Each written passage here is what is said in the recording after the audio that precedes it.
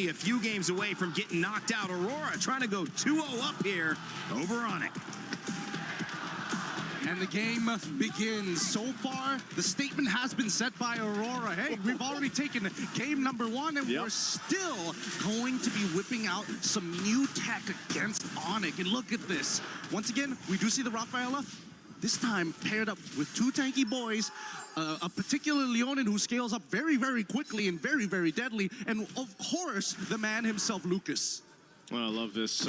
Again, some unique heroes come through. Leave it up to Aurora Gaming and Coach Midnight to make this happen. I remember specifically, I think it was LaFell that was asking about the Lucas jungle, even back in the wild cards to going through. Well, finally it comes out in the knockouts. You can see that battle in the XP lane that we're so used to seeing. Of course, Lunar is going to struggle a bit there with that Esmeralda, but again, the idea here, the theory behind this draft from Aurora is you've got so much speed to work with, so much sustainability, the potential to bring someone back. Mind you, it's flying clouds as well. So that's a whole nother thing too.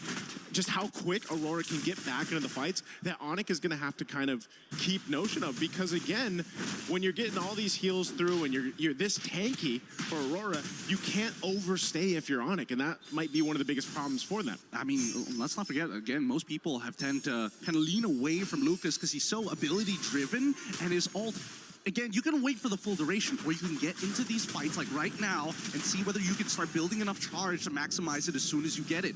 And that's the issue, right? It's going to be a matter of spacing for both sides. You can see that even Sans has opted not to go for Wilderness Blessing and instead pull yourself together to make sure that he can flicker out of the way in case things get really, really dangerous, which I would assume will, as we see Lunar, he is having a tough time in this lane.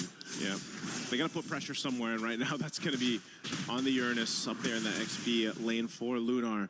Turtle's up though, so right now Onic has favor to go ahead and get in position if they can. Keyboy doesn't have a level 4 yet. He's given the information where TNZ is though, so that gives Kyrie a chance to go ahead and secure his buff, and then we'll see if this breaks out into a fight. A response though, they know Keyboy's here. Sigibum rotating up to allow this buff to be secured, but the fight for the Turtles already going to start up, but it's less than half health. Secured up by Kyrie. Let's see if they disengage here. Pagu too low, so objective secure for Onic. Oh, that's a bit of a waste here, and honestly, a pretty huge win because now KELRA at least gets some gold shielding here, just to get a little bit of a lead against Sigibum at this point of time. And not to mention that I think that Onic also recognized that, hey, we got to be careful. We cannot underestimate this Lucas. There's a very good chance that he can just power through a lot of our abilities, even if they do have the Fatal Links here. Keep in mind, anti-CC is going to be a big mechanic here for Tien. Oh, this is dangerous. Wait a second. Oh, Pagu. I don't know if they want to keep on doing this, but Onic made the smart choice but to back away. Hey, you know what? Hey, you can still say, Pagu, that wasn't a green camp. You know, that was a buff that went over in the hands there of Kyrie, but still kind of trying to maintain this jungle. Skypiercer is picked up by KELRA. That's kind of what we were thinking with that Granger being picked up here. Again, it is a comfort pick, but also if you can start to build those stacks for KELRA, obviously that's really going to help. And he has to play at range against this kind of lineup here that Aurora Gaming has. So off to a pretty steady start for Onic, building up already a nice little lead. And they don't mind not interacting in these early stages of the game until everybody's got their ultimates and they find the right position to do so. And I think as long as Aurora recognize this, hey, we need to fight on our terms and only our terms, there's a lot of things in the early game that actually don't matter. Here in the mid lane, this is going to matter. Keyboy fallen. First blood to the hands of Sigibum. What a rotate here through. It's not over. It's not over. Oh, Lunar's going to get thrown around. TNZ, though, they're on this side. He wants this purple buff if he can take it from Kyrie. This is a bit of a risk, but they're going to go for it anyway. Loopy on this offside goes in with a falling Star Moon, able to find 2. Pushes them back, but again, they just don't have that follow-up damage just yet. They'll bring back Lunar. Lunar might try to split things up, just sacrificing himself to keep the rest of Aurora up as Loopy will take Lunar down. Okay. At least he gives that kill over to Loopy instead of KELRA at this stage of the game. But for now, you can see that Aurora, they can kind of fight forever. And Onic also recognized that. Now, at least first item's already done. Turtle goes into the hands of Onic. This is going great for them, but it's an ever-moving pendulum. Now, Sigibum gets a catch up back on Gold here. He's got a kill in hand, but now that he's got the extra plating as well, he should finally have a slight lead against KELRA. Okay. Didn't have to pop the Purify, just dropped down the Zaman Force, but yeah, as you mentioned, he got a lot of the extra gold off that turret. That's kind of what Siggyboom needed. But again, he did get that first kill too. Uh-oh. He knows his dominant force is down. KELRA will go in. A quick kill.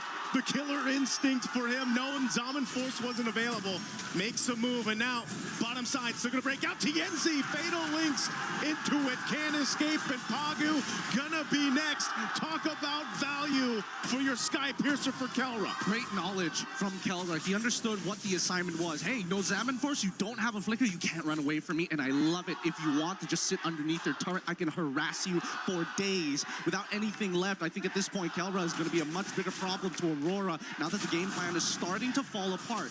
Luckily for Siggyboom, he doesn't lose too much here because they still have the passive from Rosa to get the revives down. But KELRA, now building up on these Sky Piercer stacks, they need to cut it in half at some point in the game. Yeah, you know when that setup happens and you don't have the Zaman Force available for Siggyboom, Onic will take advantage of that. So a really good decision there. Pagu obviously need to pick up a little more defensiveness, gets a Radiant Armor locked in now for him, but it's just, again, Onic building up on this lead very early on. It's going to be great for them. Turret going down up top side. It looks like Siggyboom should be able to get that one, but now Lunar could possibly be in trouble. The rest of the teams here, though, is tanky enough. Picks up a Dominance Ice, but this Turtle is up. Are we going to see 3 for 3 for Onic in the Turtle department? Probably. They're going to have to contest this, I suppose, but the lead isn't looking too good. And I think the real question is whether or not KELRA is going to be here for the fight. It looks like he is. They've already taken the tier 1s on both sides, both, again, losing lanes for Aurora at this stage, considering everything that has happened. But if they can find the opening, and here comes Lunar. Yep, they're going to go for it. Lunar just blasted down, though. Has to pop the Consecration. TNZ looking for his own opening. Wrath the Dryad locks down Keyboy. They get thrown out by the Lantern, and Loopy's gone. KELRA flickering defensively. They're going to fight it out. Kyrie able to get the Turtle. Taking out Pagu, too. It's a trade. And now with the speed, they're able to get some distance here for Aurora Gaming. They're going to go ahead and respawn, revitalize Pagu back up. They lost the objective fight, but it looks like Aurora still willing to take these fights. That was beautiful stuff. Like, Lunar got a lot out of Onic. Sans even using his ult as well, making sure that they got basically everything down. KELRA trying his best, but Pagu switches the role with Lunar to get right in front of KELRA's face to make sure that nobody else needs to die here. If one person dies, that's totally fine. 2 people, too much. Ooh, Malefic Roar now picked up too. Again, a final, well, Fatal Links, instant kill.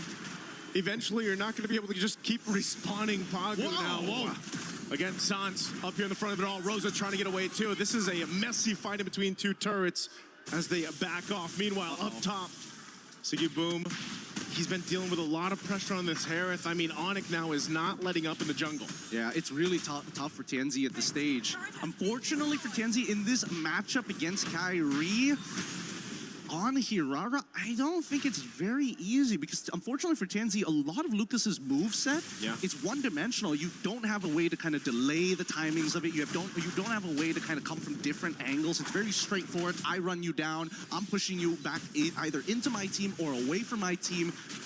But Hirara is so different, especially with the iframes as well. Oh, this could be a punish. Pagu could be in trouble again. Doesn't have a flicker available. The rest of the team has to help support him up. They're going to throw themselves into the fight. Lunar trying to get away.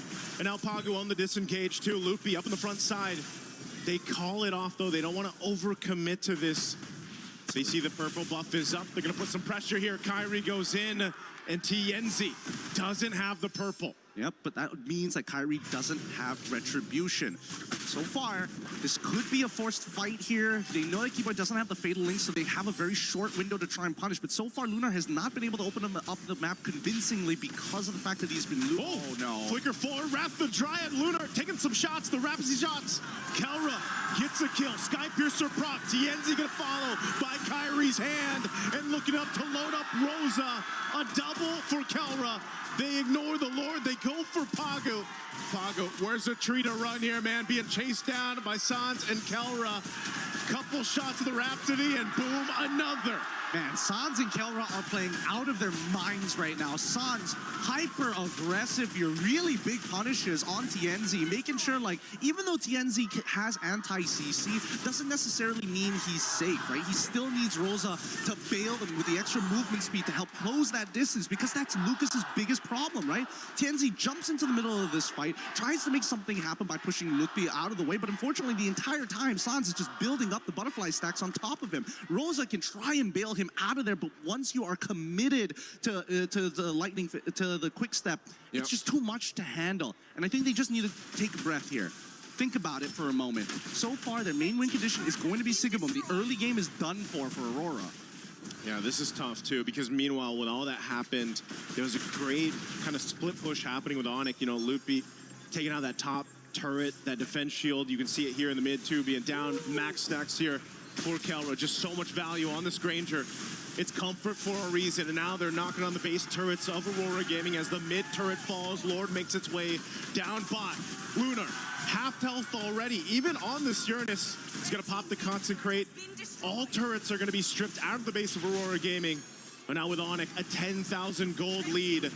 They dealt with this in game one, and now it's their turn.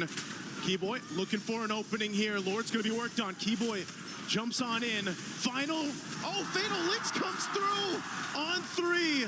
Still on the defense too. They gotta hold it together. KELRA firing off in the backside. He's got the space to work with. Siggy Boom, all the shields in the world. They gotta go heal back up, and the crystals are already gonna be locked on. TNZ up on the front side. KELRA gets another. Make it a triple. Can he get the Maniac? They line it up. One away to take game 2 for Onic. A convincing win for Onic. Sans, man. Gilak Sans is back. And not to mention, every side laner was winning. KELRA was winning. Mlbb won right at level 1. And I think a lot of this just boils down to, man, our laning phase kind of sucked. And